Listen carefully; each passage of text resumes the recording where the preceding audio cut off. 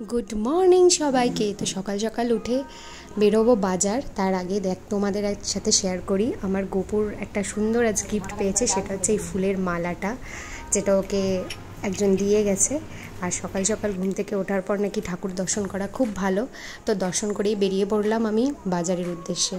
তো বাজারে গেছিলাম সবজি বাজারে টুকটাক কিছু জিনিস কেনার জন্য, তো সেগুলোই বাজার থেকে দেখছিলাম যে কোথায় কোন জিনিসটা পাওয়া যায়। এরপরে চলে এলাম একটা প্লাস্টিকের দোকান যেখান থেকে আমাকে মা বলেছে ঠাকুর ঘরের জন্য দুটো বালতি কিনতে হবে। তো বালতিগুলো নষ্ট হয়ে গেছে, তো নিয়ে নিলাম দুখানা বালতি। তো অনেক ভ্যারাইটি ছিল কিন্তু আমার এই দুটোই পছন্দ হলো, তো আমি দুটো নিয়ে নিলাম।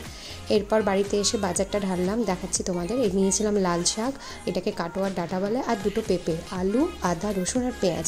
খুব বেশি সবজি কিনিনি কারণ দরকার ছিল না, বাকি যা ছিল সব আছে। বেশি দেরি না করে ঝটপট এবার রান্নাটা করে ফেলতে হবে। টাটকা টাটকা শাক নিয়ে এসেছি, সেটাকে তো আগেই রান্না করতে হবে। কড়াইয়ে তেল দিয়ে কালো জিরে, শুকনো লঙ্কা, রসুন, পেঁয়াজ সব কিছু একসাথে ফোড়নে দিয়ে লাল শাকটাকে ভেজে নেব। তার জন্যই তো ভালো করে কেটে নিয়ে ধুয়ে রেখেছিলাম।